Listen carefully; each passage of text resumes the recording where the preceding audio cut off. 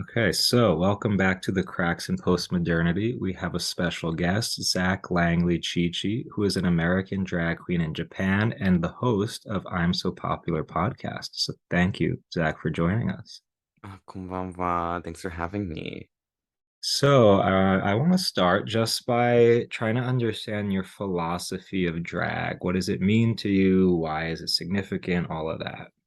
Yeah, it's a great question. I think that my philosophy of drag comes from the fact that when I was in my early 20s, I decided to do a rigorous self-education in gay literature. And I basically spent 2 years ferociously reading all of the popular gay writers and novelists and watching like Greg Araki movies and just trying to totally submerge myself in the homosexual worldview. And I had initially been a little bit disgusted by drag, actually. I have like a visceral memory of a particularly flaming homosexual in high school who loved Drag Race, who never shut up about it. So I'd kind of come to the conclusion that it was gross misogyny. But after doing my bathing in homosexual art, I realized that drag is kind of the epitome of every fascinating piece of what it means to be a gay man. It is a performance of suffering. It is an illustrative sculpture in which the gaps between gay desire and the actual tangible universe are unveiled. It is glamorous and upsetting and abject. And I think any, real drag queen worth her dirt is someone who kind of shocks and appalls. And because that's been Mhm. the nature of drag from its onset, it gets to persist no matter how steam ironed it is in the face of liberalism these days. But that's my general philosophy. It's all about a performance of suffering. It's about envisioning the world and recreating it through a sort of bitter homosexual lens, and it's about disgust and horror. It's interesting that you say disgust because I remember the first time I saw a drag show, my immediate reaction was one of disgust. Like I was like, there's something very grotesque about what's happening here because you're presenting to me something that's, I mean, ultimately artificial, but in such an extravagant, elaborate way. So over the Hmm. top, like this is a man presenting himself to me as a woman. And as much as it's grotesque and kind of, I don't know, repulsive, it's enticing, it draws you Hmm. in, and it ultimately makes you, it's an invitation to contemplate the true nature of gender, of human nature, of suffering, as you said. And I think there's so, I mean, as you said, like this kind of liberal, neoliberal lens that it's being filtered through now through the pop culture and media, like kind of flattens that symbolism, the depth of it. So that being said, I do want to hear your hot take on Drag Queen Story Hour since everybody has something to say about it nowadays. Oh, everyone just has, their little key to put in. They just want to chit and chat about it all day. But I was anti Drag Queen Story Hour like 3 years ago because I think it's a misuse of a good drag queen's time. You were just telling me about how you were a little, grossed out the first time you see one. And I think that is half the point. It's to be confrontational and upsetting. I don't think drag queens who make their money rolling around in clubs and, you know, masochistically violating themselves on stage basically in order to make a buck and express themselves, it doesn't really seem like the correct avenue is to turn them into an ambassador for the LGBTQ community. I like that. Yeah. But the sort of horrific mania that has arisen about it, I find deeply uncompelling because the thing is that I think actually most drag queens would kind of agree that drag queen story hour is sort of lame and Yeah. boring.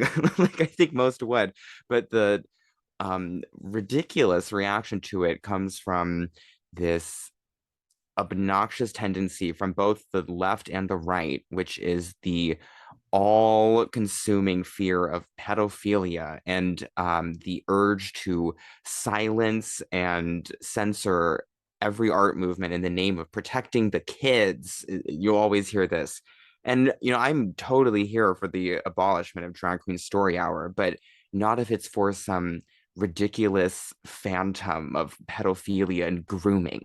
Because the last thing most drag queens want is to fuck a child. They want like real men, like you gotta have a little hair on your chest if you're gonna turn on a drag queen. So the paranoia about it is just so abhorrent, but I'm not really here for the event itself, honestly. Yeah. No, I mean, I think for me, there are two sides. Like, there's first the integrity of the drag show. I mean, a good Mm, drag show you're not gonna do it in a public library. Like, it's such a boring space. Like, it's supposed to be lively and over the top. You can't do that in a library. So, like, you're really flattening out the whole experience of it hmm and compromising, like, again, like the kind of symbolism of drag. But then the other thing, I mean, I would agree that what you're saying, like most drag queens are not interested in, perverting little kids. But I do wonder, like, drag is, I think, an inherently sexual performance. Like, there mm. is something, sexual about it. And I don't think kids are able to process that. Like, they're not in a position to understand and make sense of it. So I'm like, on the one hand, this is not a space for a drag show, but also, like, I don't think kids are like, it requires a certain maturity to understand the commentary of drag, the symbolism. And, like, I don't think it's a thing that kids are meant to enjoy or appreciate. I mean, it just isn't designed for them. Like, it really just isn't the ideal realm to view a drag queen in her natural element is about 2:30 a.m. when you've had about 4 to 12 gin and tonics and you can't really see straight, and you're like distantly horny and you have all of these sort of bizarre sexual miasmas floating around you. That is the moment when a drag queen performance can resonate. It's not in a Yeah. library. And if it were to be in a library, they should just really go for breaking all the rules and do like, divine, and like they should like be eating shit and like, cutting off limbs and like screaming on the floor of the library and not reading a book. Yeah, I mean, and there's this whole, as you're saying, like, you have to be in another state of mind. Like, there's this subterranean kind of ethos of Mhm. that's, again, that the public library is not a setting for that kind of show. As No, the subterranean thing is exactly right. I think secretly one of the most illustrating pieces of art that's ever really spoken to drag is the Silencio scenes in Mulholland Drive, where it's revealed that this huge emotional performance is actually just a track in the background. Like yeah, that's the strange like subterranean universe of drag and drag performance. It's just not reading what like yeah, the hungry caterpillar. I don't like I don't know. What do yeah. they read there? I can't even imagine. But, like, when you look at the way that people are framing it, like, I wrote a thing about in New York, the mayor Eric Adams was saying, like, oh, we love Drag Queen Story Hour because it promotes diversity and tolerance and self-expression. And I'm like, you don't understand what drag is about. Like, it's not this kind of ploy for neoliberal identity politics. Like, it's something very different. And again, you're compromising the nature of this type of art. Like, it's not, they're filtering it through this lens it doesn't fit into. There is a genre of gay people that are meant to speak to, how can I say this without getting in trouble? I'm not going to say meant to speak to children, but there's like a subset of like friendly gay person who is very asexual and sort of castrated and does like public service jobs like a nurse or a Or like government Pete official or a Buttigieg. teacher. Exactly. Like that is a subgenre of gay people that what you can put them in a library and give them Thomas the Tank Engine, but it really doesn't need to be like Angina or Sharon Needles or Zach Langley Chi Chi, that's for sure. Yeah. So I know I want to go back to a point you said before. How do you respond to people who say there is something misogynistic about drag or that like kind of mocks femininity or women? You're right. That's why it's fun. Yeah. Like, yeah, the the thing about drag is that it is so it really elucidates so much of the gender and sexual tensions that come from the gay male perspective. And of course, there is a little bit of triumph over the woman in the gay male experience, which is that we get to have the liberated, free lives of the male individual, but we also will never be loved by straight men in the way that straight women can. So we have this sort of tense relationship with them. And I think that this very, jokey kind of cruel mockery of women that can also be, very beautiful and touching at times. I think that is just the perfect summation of what it means to be a Mhm. gay man who must interact with the female species. Interesting. And that kind of taps into what I was saying before. The difference between Judith Butler's and Camille Paglia's commentaries on drag, because Butler's whole thing with performativity theory is that all gender is performative. Like these the binary is not real ultimately. Hmm.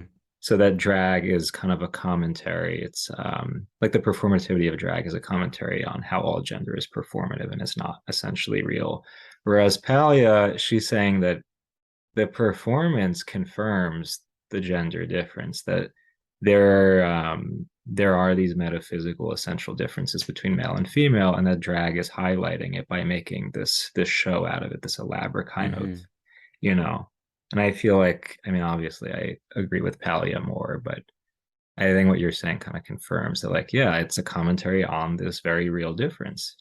Yeah, and I think there's, room in the middle. Like I think that there's certainly something to be said that yeah, it is sort of a psychedelic art piece that does reveal a great irony and performance of everything. But you're right, I think that it's much more closer to Paglia. And the best like litmus test for this question is who could you imagine more at a drag show, Judith Butler or Paglia? Like who's gonna have more fun? Like who's gonna be living boots?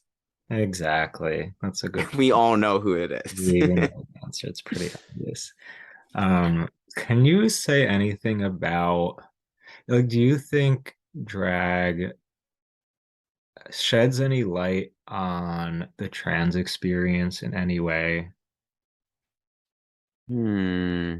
You know, and maybe one of my more incendiary takes is that I think that trans women are doing drag. I think that they're women who live their lives as women and are seen that way, but they are creating an artistic presentation of themselves through a curated female art form. They're reimagining themselves and forcing their willpower into the world as these, womanly creatures. And I think it certainly does require a little bit of affectation and Hmm. curation that comes from drag.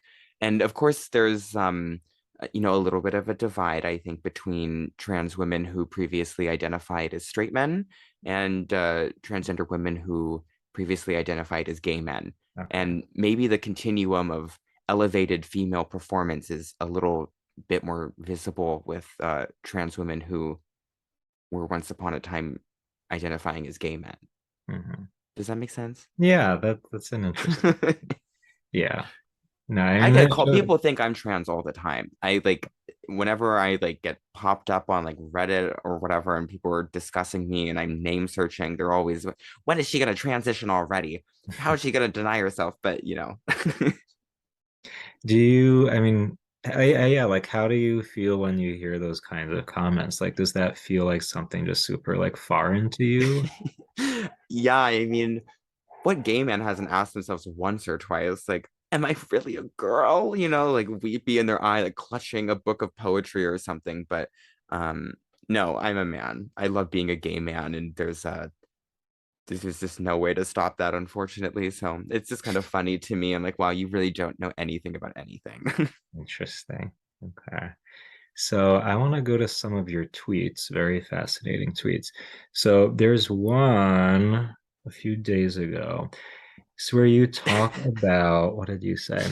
Kind of funny how transparently pathetic most people are when begging for attention. At this point, I'm convinced it's just drag queens and a limited number of gay men who can pull off the lust for recognition in any compelling way, a compelling or amusing way. Um, Explain that these attempts to grab for attention. I'm very curious to hear more about this hot take.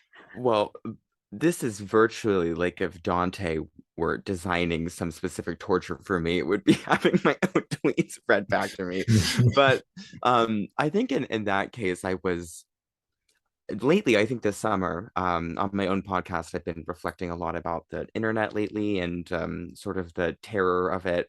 I have been developing more of a discerning eye for just how embarrassing it is in the way that people will kind of flagellate in public for attention, Mhm. and they lack a lot of self-awareness about it. So with this current bend of like trad Catholicism and these straight men who are doing a very embarrassing little drag show of like fitness and ancient strength values, Mhm.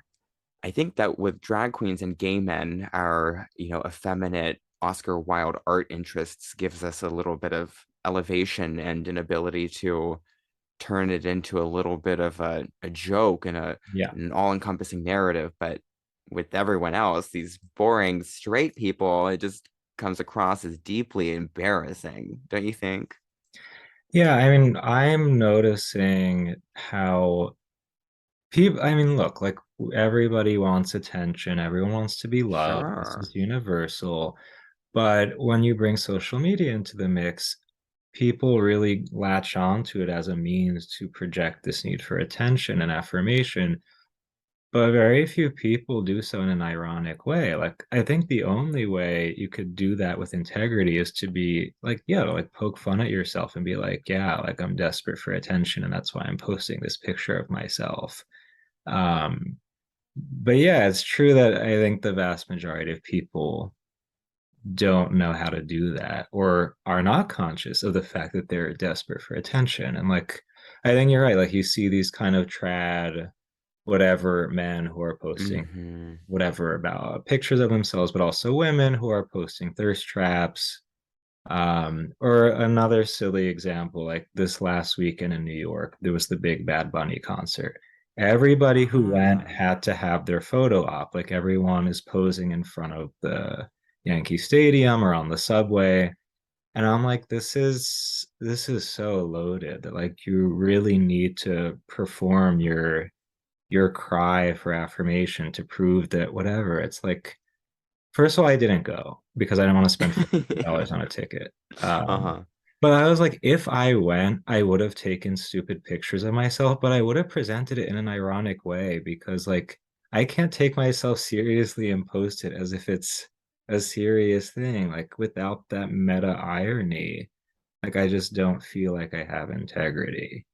Yeah. Yeah, I understand that completely. And I think a popular conversation is around irony versus sincerity, and which is, more useful. But I find it to be sort of a wrong inquiry. Like, you have to be sincere in your irony and ironic in your sincerity. It's sort Mhm. of a spectrum Interesting. of curation of the self, right? Like, Yeah. you have to be able, I mean, you just have to be able to look a little bit beyond yourself to see how you're perceived. It's it's like a basic human social quality.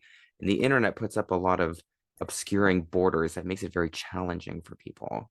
Yeah, and like I think what you said just about the kind of wildy sensibility, I really felt that when everyone in the US was in hysterics over Roe being overturned, Mm, because like I mean I follow people all over the spectrum on this issue, and I just saw like this false sincerity everywhere. Like you have the people who are freaking out that like, oh my right to get an abortion is gone. And then the people who are like, oh, they're killing the babies. And it's like, hmm. at what point, like, are you really taking yourself seriously as you post these like very righteous, moral I'm Uh-huh. like, this, I don't know. The virtue signaling thing is such a fascinating phenomenon to me because, like, again, I feel like most activism or most moralistic posts on the internet, it's all performative. Like, it's all a projection of these kinds of unresolved, whatever, psychological wounds. And that, I don't know, for me, like, if someone is truly interested in some form of activism or social progress, like, that's not something you post on the internet about. It's something that, like, becomes part of your lifestyle. Like, it's part of your, it's integrated into your daily life. It's not something you project onto, the public stage. But people don't seem to, like, people really believe, like, I am so righteous for speaking the truth on social media. And I'm like, no, it's all a show. I could see all of this kind of barreling to the state that it's arrived at. Unfortunately, with the Black Lives Matter movement around George Floyd, which of course was a great tragedy, and for a moment I thought would be some sort of useful rallying cry for unheard people in America to, really do something productive, but instead it turned into the black box Instagram syndrome. And Mhm. everyone was posting these black holes on their Instagram and creating these bizarre social obligations to both post and to not post. And that strange dichotomy there, I think, was one of the apex points in this long mountain we're climbing up of strange sort of conditioning into thinking that we must, physicalize our urge to activism and our empathy for others onto the internet when, anyone who's doing something real is doing it in person almost silently. Yeah, I mean, I think first, like, that kind of silent activism involves a certain level of humility and self-awareness, but I don't know. I find it fascinating that people really think that posting whatever social thing, like, is a virtuous act in itself.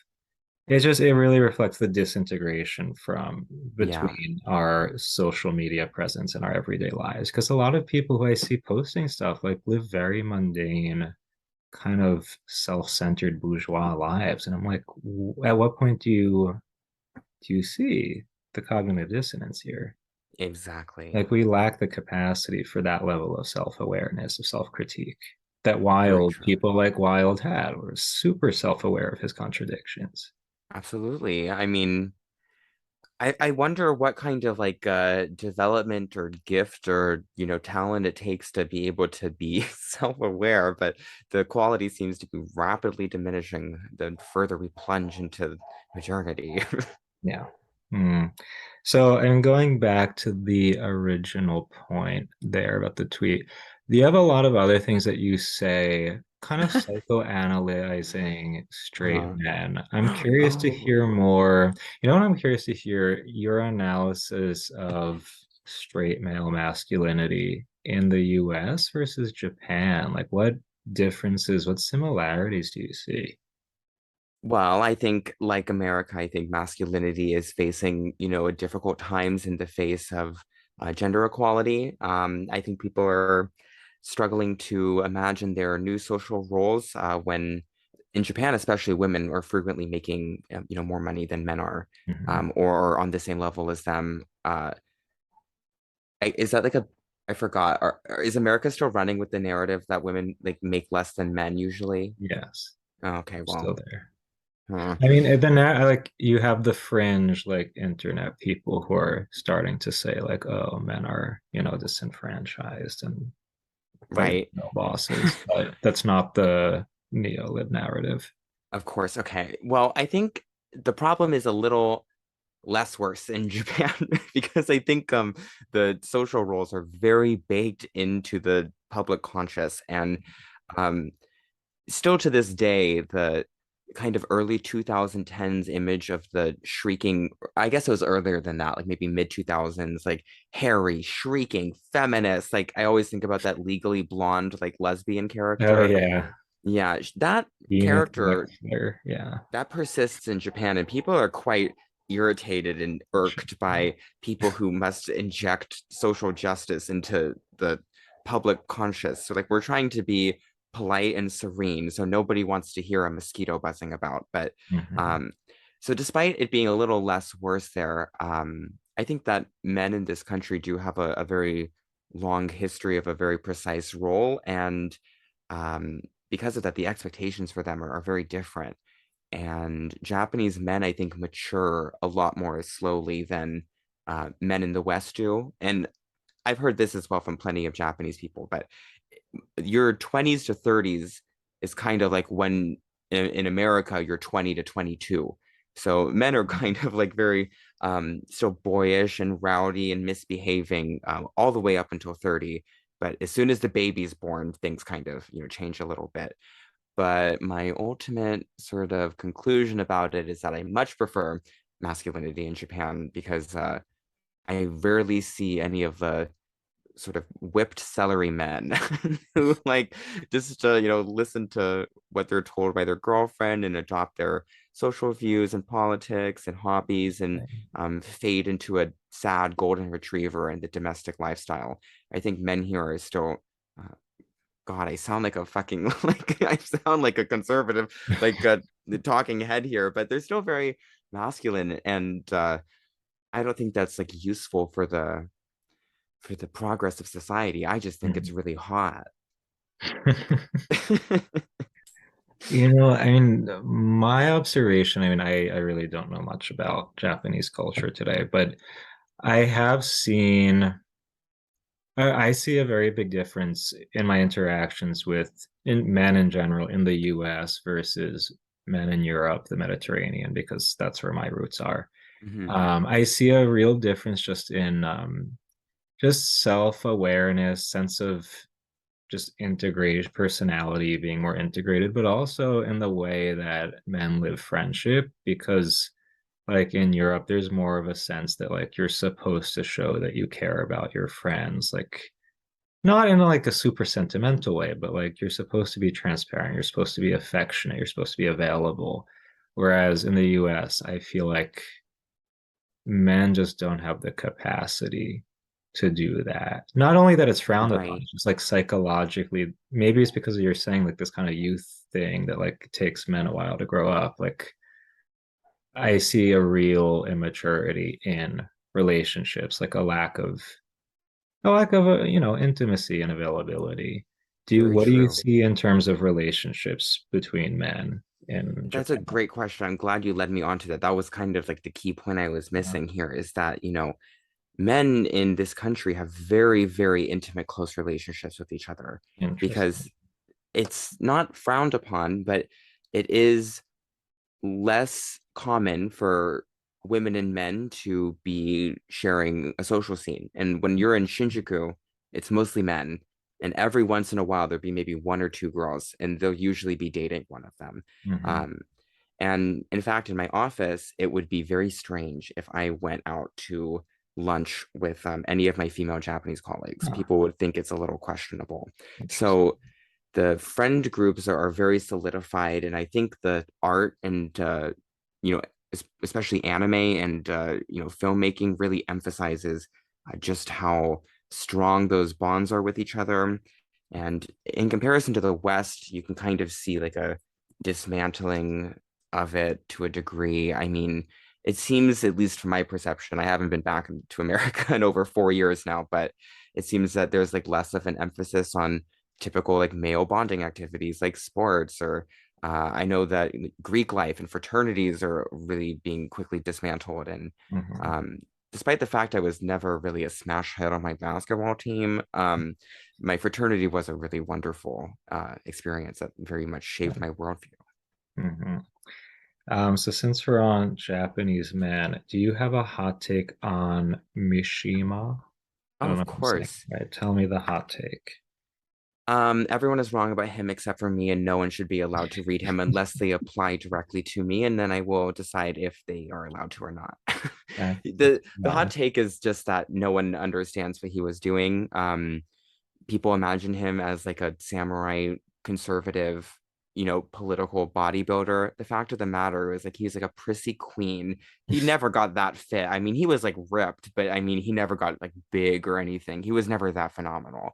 And his rightist politics was just a grandiose staging of no theater. Like people just do not understand he was like doing large scale homosexual performance art, and have instead tritely elected to use his written word as political philosophy, which he would have been disgusted by. He endlessly criticizes the back and forth of contemporary politics where death and life have no meaning and there are no stakes. So anyone who uses Mishima for a political point is stupid and wrong about him. It shouldn't be reading him in the first place. And the way you can do a litmus test on people is you can ask them what Mishima book they've read.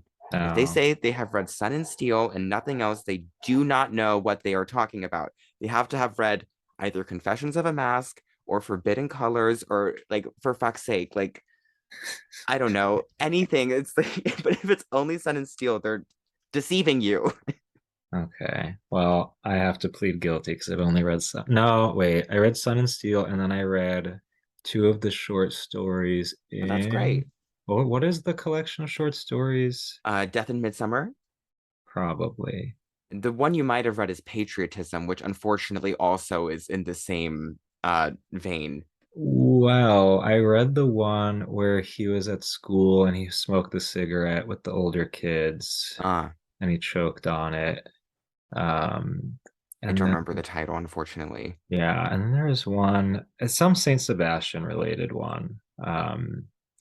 Yeah, I mean, I've heard from people who have more of the kind of conservative take on him. Yeah, like it does make sense that his whole like the homo fascist aesthetic, like, it seems pretty performative. Um, the his death and the like the coup and then the suicide, like it just seemed a little, Fruity. yeah, I was like, what are you doing? Like you really think you're gonna take, I don't know, it just seemed like Well, to mass, be honest, I find it tragic too. I yeah. don't like when people nobilize it. I respect the arc of his artistic life, but he could have won the Nobel Prize. I mean, he had come very close many times, and he just could have pushed a little bit more. Like, I don't know. I'm glad that he made his life what he wanted it to be, but I find his death very scary and upsetting. Yeah, I mean the whole thing, what do they call it? The way that you have to stab yourself internally? Seppuku. Yeah, that's like really first of all, sounds very difficult, but Well, also he really cool. failed too. Yeah, so They haven't really depicted this before, but the manner in which he died is worse than just a seppuku because he intended to cut himself open with the sword, dip a oh, paintbrush in, and write his final haiku. yeah, Um, he was not capable of writing the haiku. He began to spasm once the sword was about three-quarters of the way through, and his young lover and compatriot Morita was set to be the one who beheaded him and relieved him of the pain. So he swung the sword supposed to hit the neck and behead him, and he missed, and it hit a little lower on the neck. His head yeah, went like this. He was yeah. completely conscious. He had to swing again, and then he missed and hit him in the back. My God. Oops. No, I'm not into that. Yeah. No. Um, I had a thought. Are you into Shusaku Endo at all? I have read Silence, and Yeah. actually, I think the next book I'm going to read is maybe not the next, but in the next month or so is about the French guy who's Jesus and walks around Japan, but I can't remember the name of it. Oh, I know which one you're talking about. Do you have a hot take on Silence? It's okay.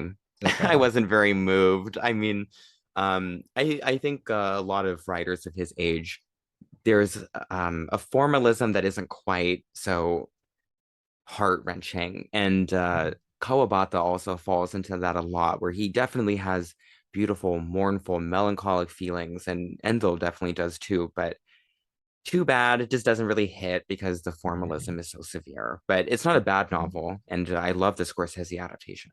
You like it. I do. Yeah. Yeah, I mean, I do think Endo's raising a very, at least being a super theological person, I think he raises very interesting questions about Japan being a swamp and if like Christianity can really sink its roots or not. Um, and like, if for people who believe in Christianity, is it truly universal if, there's a culture like Japan that has such a hard time receiving those roots? I don't know. It raises a lot of interesting questions. Yeah, I think it's interesting. I'd like to reread it again. I haven't read it for like 5 years, and I think it is a great novel. It didn't lift up my soul. Yeah. Mm, understandable. But no, so back to Mishima. I have a question about thirst traps, particularly coming from men on social media. My theory, and I want to hear your thoughts on this, the proliferation of men posting these pictures of themselves on social media. To me, I think it's this kind of inversion of the male gaze. There's something, I don't know, I think it is a feminization of men because typically I forget who is the sociologist who said it, but it's that like men look at women and women look at men looking at them. Like it's Right. this outward, the gaze is outward. It's always on something else rather than inward focused. And I feel like because of just the trajectory of Western culture, men are really useless now. Like I think just the Yeah. role of technology and also like women in the workforce, it's just like men don't really serve a function. And now that we feel like pretty useless, there's nothing we can do other than to like ask for attention and like invert this gaze. So I don't know. Like, My input on that, right? yeah, tell me. Well, I'm working on redeveloping my philosophy a little bit from, what to do about it and just actually leaning in. Like, okay, the consequences of a generation of men who are deindustrialized and sort of confined to the realm of the email job. That's sad. There's nothing in my power or anyone's, I think, that we can just, switch and restore a lively masculinity to them. So why not lean in? Like, oh, how exciting! All of these stupid men are grooming themselves to be, quote, himbos, unquote, and are posting gratuitous, nasty photos of everything but the whole. Why not? Let's just sexualize everything. Let's go all the way into the hole. Why not? Hmm. What do you like when you see men posting it? Like, what is your analysis of what's going on in their minds? Like, what do you think this is like a projection of? Unfortunately, I think my own libido can overcome quite a lot of critical thinking, and if I see someone I find is attractive, what their inner world becomes meaningless to me. So, Mm, I'm just being facetious, but of course, there is like a sort of unattractive narcissism, and the double entendre. That's not the word I was looking for. The paradox here is that they mm, have, in order to overcome that like icky, like mewling sort of narcissism of the selfie, they have to become very adroit at taking a good selfie. So you mm, actually have to go so deep in that you like reach an apex point of it. But I will say there is a charming and boyish quality to a poorly taken selfie by a man. When they take it from the wrong angle, or it's a little blurry, or they have like a zit on their face, or the setting doesn't make sense. Okay, that works for me. That kind of mm. suggests a brutish masculinity. But once it's a little bit too posed, then it's a little gay, isn't it? Yeah, I mean, I don't know. Like one of the things that really gets me wondering is when you go to the gym and you see men like taking these mirror selfies. I'm like, this is such an interesting moment because the whole idea of strength, masculinity, whatever, like typically is oriented to not just it's like you develop your strength for the sake of performing some kind of job or accomplishing something or just demonstrating that like you're virile as a man, like you have this potential. But again, under this kind of technocratic industrial paradigm, becomes this mere aesthetic performative thing. And the only value of it is to post it on the internet and get attention the way that a woman would post pictures of her hot body. Again, there's no use for a woman having a hot body. Like it's actually, not useful if you're going to have babies. Like you need a little cushion, you need some curves. But Hmm. I don't know. That's why, like, I find it so. What I find most fascinating is the lack of self-consciousness. It's just that, like, I think men intuitively recognize that their masculinity serves no purpose. They see everybody posting these pictures on the internet, so I may as well do it. But like, never stopping to ask, like, wait, what does this mean? Like, why am I doing this? Yeah, I wish that I could come up with like a good and scholastic take on it, but unfortunately, the second I see a nice gym selfie, it's like chimpo mode. It's over for me. Like a hooting and hollering. So whatever. That's my take. Interesting. But so then the other thing, just like extending to thirst traps more broadly, whether men or women or whatever, um, what I again like I find this lack of ironic self-awareness to be interesting. And like when you think of either straight up porn or advertisements that are sexual in nature, there's always a sense that that presentation of sexualized bodies it's removed from everyday life. There is something inherently performative Mhm. about it, whether in porn or advertisements. Whereas thirst traps, I feel like if someone posts them on their Instagram feed, like it's presenting it as if it is integrated into their personal life. So let's say again, a guy at the gym, Mhm. part of his daily routine, I go to the gym, I'm taking a picture of myself now. Or a woman who's at the beach and she takes a picture in her bathing suit. Or even a woman at the gym, whatever. Like there's this performativity that doesn't acknowledge itself, and that I find that very fascinating because like I don't know, I basically I'm saying I see a very big distinction between sexual portrayals of bodies in porn and advertisements versus on social media posted by the person themselves. Yeah, I think you're right about that. And I think that there is a good cure. Oop, sorry, my microphone almost fell over. There is like a possibility for an ecstatic curatorial experience from the internet feed. Kim Kardashian is 100% proof of that to me. I think she's Mm, one of the greatest living artists who has been able to turn her life and her image and her sexuality and what we both know and don't know about her into a glittering, like long form epistolary novel written to the public. And I find that just beautiful. And I love seeing her post her thirst traps. I find it to be fascinating. And you kind of have to figure out a way, whether it's through a little bit of self-consciousness or, irony or artistic intent to um, present yourself online, no matter if you're just, posting your tits or your pecs or whatever. You have to use this surface that we all use to connect with one another in a knowing way. Um, and I think you have to like lean in a little bit to it because it's not going away. mm, Instagram is like turning into TikTok and it's all quickly transforming into nightmarish new visions. But I mean, we're buckled in now, so you may as well try to turn it into art while you can. mm, And I don't know what the right like passage is to do that. It's drag. How about yeah. Well, that? I think drag does serve an educational kind of value in that sense. I'm just like very transfixed by this lack of self-conscious irony that like I think everyone would be much healthier if they developed that because I don't know, like I feel bad for people who are actually posting these things desperate for attention but not aware of why they're doing it. Like kind of you become a slave to this whole, I don't know, this whole trend without understanding what it's really about.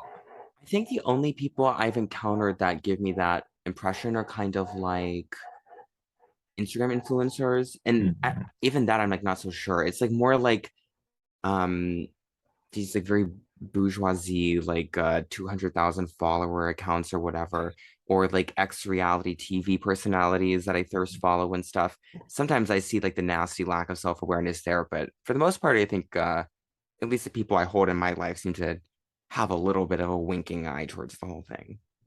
Yeah, because like I feel like if you don't have that, like you have to do it Oh wait, with you're in your New York, right? in New Sorry. York, yeah. Okay, that Well, explains New it. Jersey. I don't want the New Yorkers to get mad at me, but basically New York, yes. Okay, but see, the New Yorkers, they don't fucking, those people can't think 2 inches outside their own damn forehead.